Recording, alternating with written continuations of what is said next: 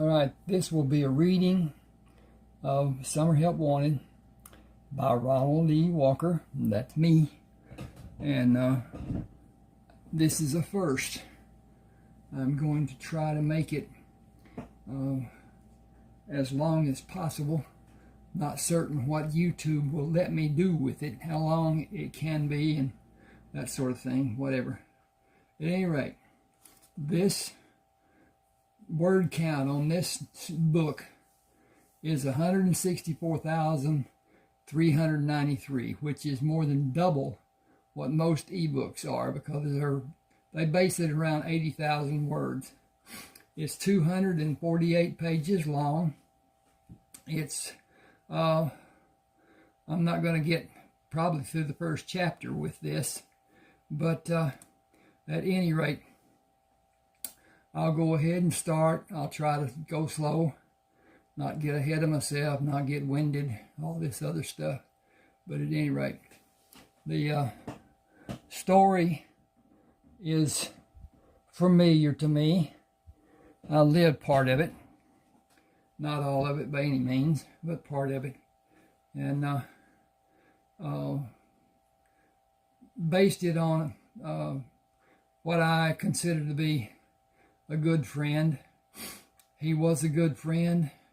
We worked out and lifted weights together, and he got drunk every weekend. Haven't heard from him in years. Don't know what's happened to him or anything or whatever, but at any rate. Get my throat clear and get ready to go, and we'll start. The sign hanging in the quick mark window glared at Eric, mocking his plight. A few months earlier, it would have been the answer to a prayer.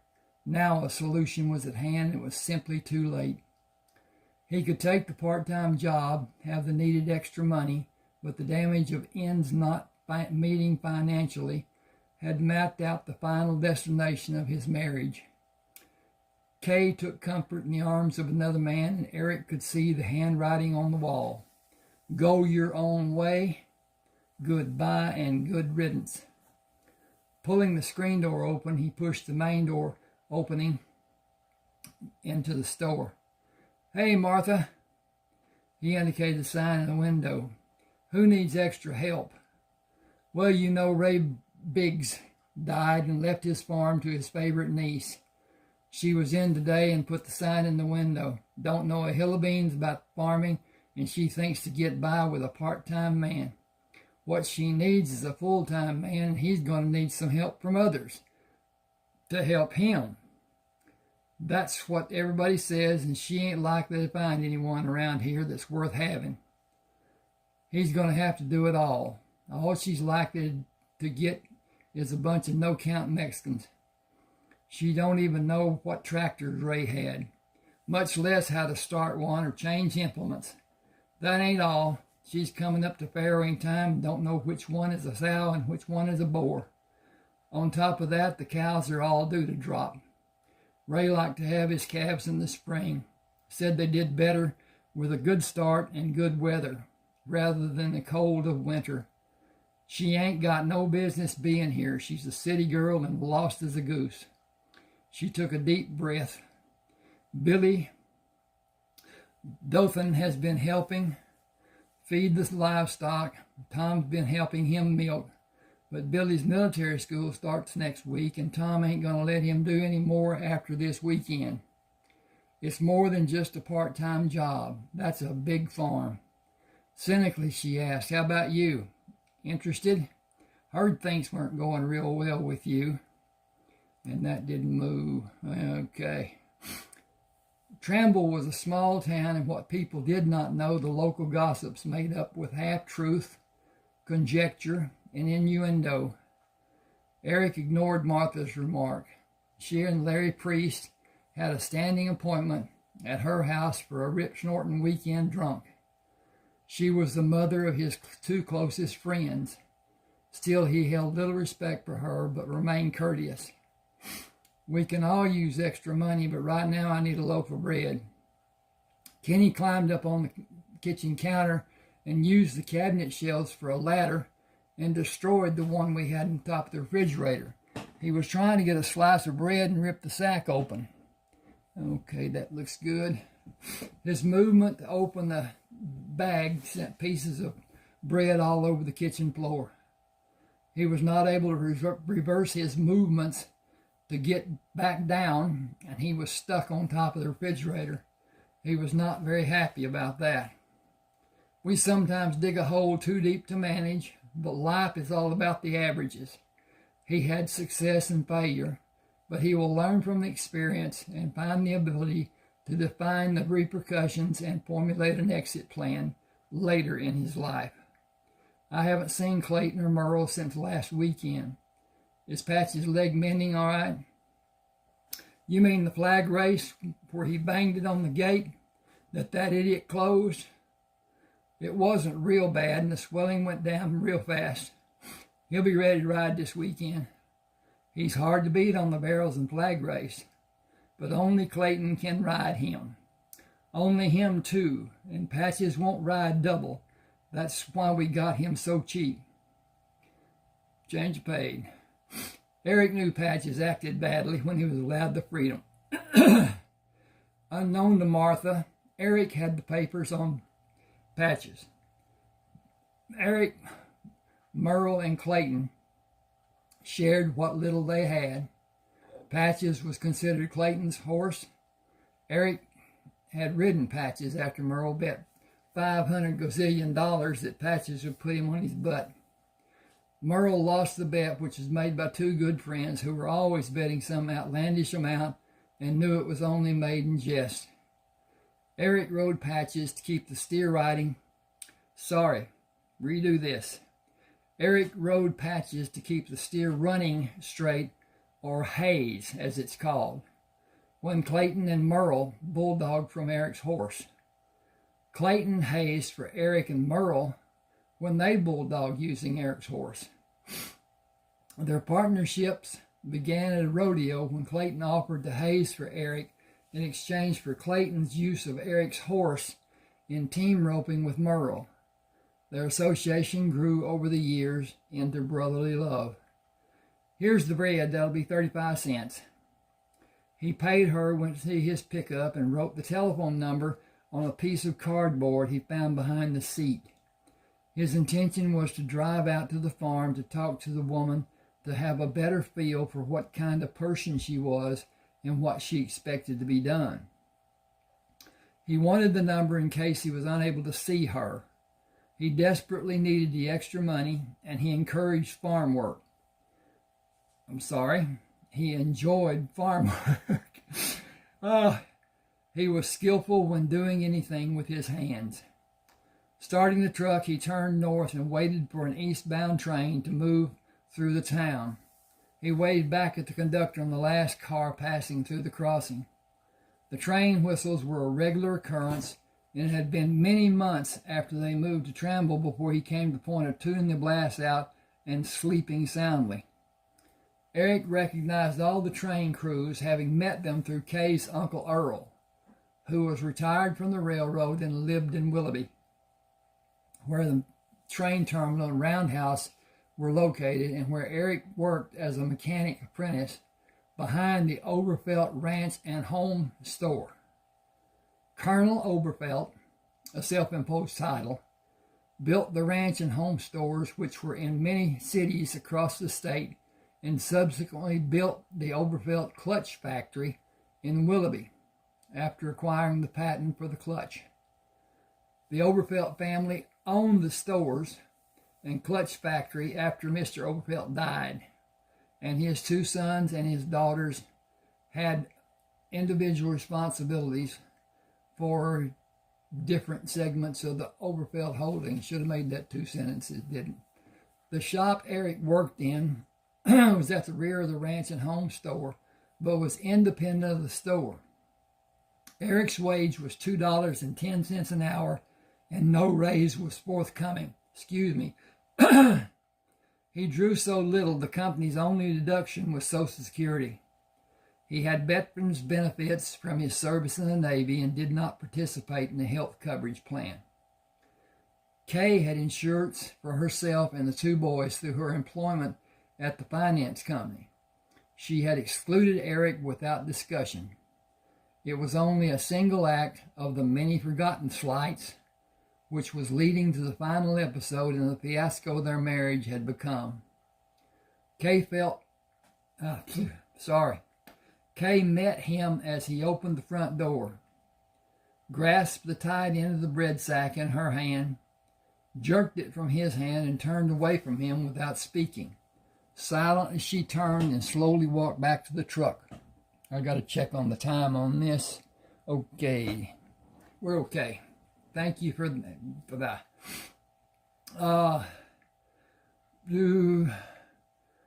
Kay met him as he opened the front door, grasped the tied end of the bread sack in her hand, jerked it from his hand, and turned away from him without speaking. Silently he turned and slowly walked back to the truck. His life was in shambles, and the end of his marriage would be the catalyst to bring complete destruction to the life he had before. He held no illusion that he could financially survive the impending divorce. In a previous time, a man without substance could have children, be divorced, and continue to have a somewhat reasonable life. The sympathy of the modern courts usually favored a woman. With children involved, the man was usually financially ruined. She was often granted everything, and in some cases, even more than everything. He had friends who had been divorced, and the judgment of the court gave the wife more consideration than the wage the divorced husband earned. Some took out loans they were unable to repay, leading to bankruptcy and further court costs, while they became farther behind in payments to the ex-wife. Eric felt the result of the divorce would be a financial loss he could never overcome. Kay and Eric had very little, and it was mortgaged to the fullest allowed. Everything he had would be lost in a divorce. Jointly held possession was the only glue holding them together. He knew they had to make the best of a bad situation and find a way to have closure from the sadness of untenable marriage. Starting the truck, he watched as Kay opened the curtains of the window to look outside. She quickly closed them when he waved. Deep sadness had torn at him for a period that seemed to have existed throughout his recollection. Tears had never been shed, and he felt a release would never happen. His marriage had died. There was nobody to lay in the ground. I should emphasize this. His marriage had died, and there was no body to lay in the ground and cover. There was no finality, no ending. Kay would now have a divorce and take the children. Her part would be played out, finished without caring. He would become a stranger to the boys. He had lost all purpose in his life. Now his only function was to make money and support those people who would soon leave him and begin a life that excluded him. His situation left him powerless to do anything to have even the smallest hope, and he felt he was doomed to a deep, eternal sadness. A glimmer of hope came with the chance of a part-time job to offset his mountain of financial obligations.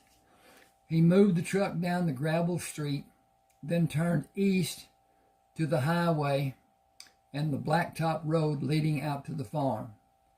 After the relative comfort of the asphalt, the dirt road leading up to the house was a jostling ride, as the headlights moved from a straight line of sight at ground level to above the horizon and almost extinguished when the rear of the truck bounced and the front nose down, then reversed the process. The washboard effect of bumps and valleys was harsh at any speed.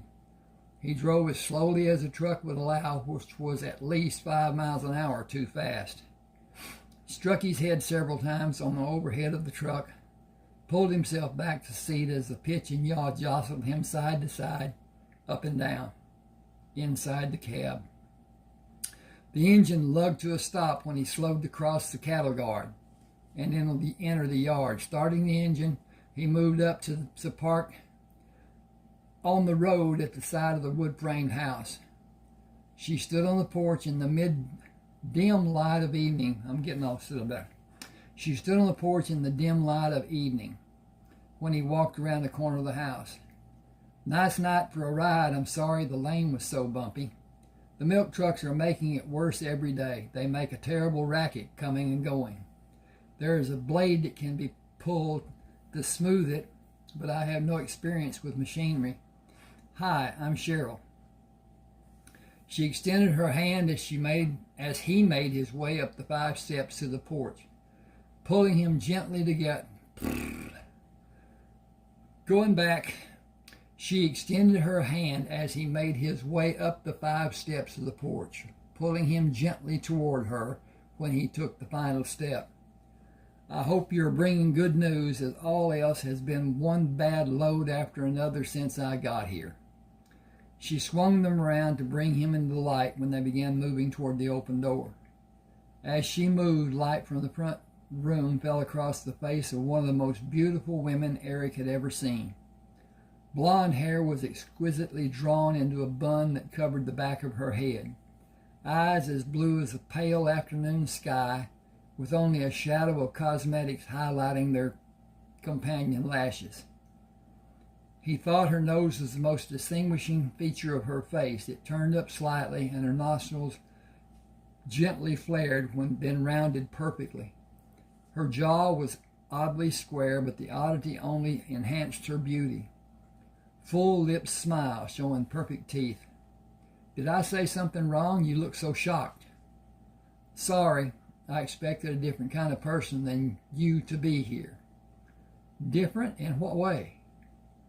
Oh, he stammered, well, dressed up and more citified.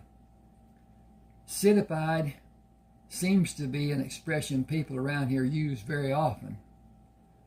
People are not often seen around here that citified would describe. I imagine Martha at the store would have been the first you heard it from.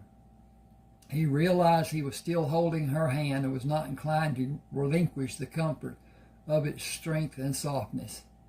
She did not withdraw. You came to offer your help, and I accept. I want to keep the farm at least a year. Would you like to come inside with me? I have prepared tea. We can get glasses and sit out here in the swing. I'm truly sorry, but I have nothing to add to the tea to make it more enjoyable. He did not move, but continued to revel in her beauty, prolonging the moment with further conversation. Hang just a second here, and I'll be right back. Okay, KKK. My name is Eric Treybern. I did come to talk to you about part-time work after my day job on the weekends. Considering everything involved, you should be aware of the magnitude of the labor that is needed and necessary time involved. You are about to have a whole passel of pigs in a short time interval. 27 sows could bring as many as 300 or as little as 200 pigs. Piglets, what it should be. Either count is a lot of pigs for one person to attempt to manage, if he is alone. The babies need to be protected. The sow will flop on them when she lays down, and her weight will crush them. Whole litters have been lost without crates being used. He paused, wondering if it's more than she might digest. Then you must break off the prominent teeth of each piglet, or the sow's teats will be severely damaged, and the little shits will use them against the other litter mates, if they are not removed. Removing the teeth can only be done in a fashion that requires expertise in knowing where the break is done to not hurt the pig. He looked at her to be certain she was not squeamish about doing what was needed. The tails need to be cut off so the other piglets can't chew on them and maybe cause infection. The nabils must be dipped in a solution to prevent infection. He paused and continued when her expression did not change. Then the calves are about to be born.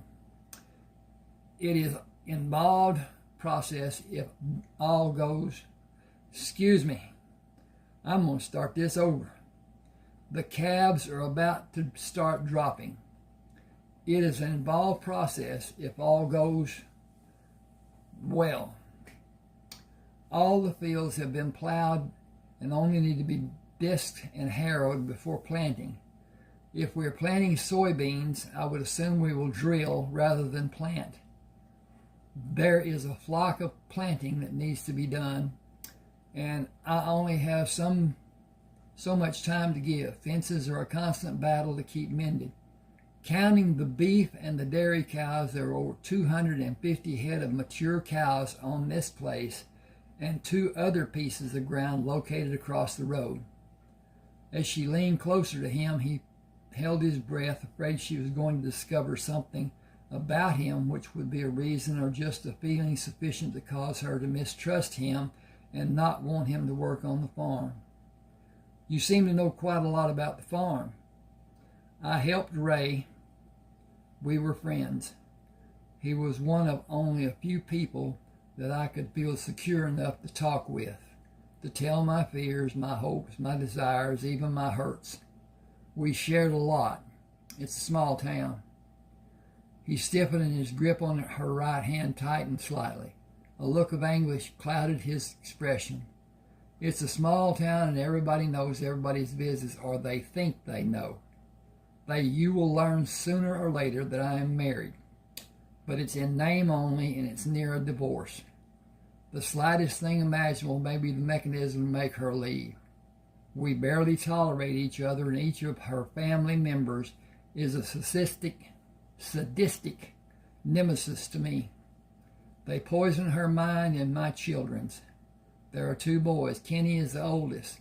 He will be 3 in 2 months.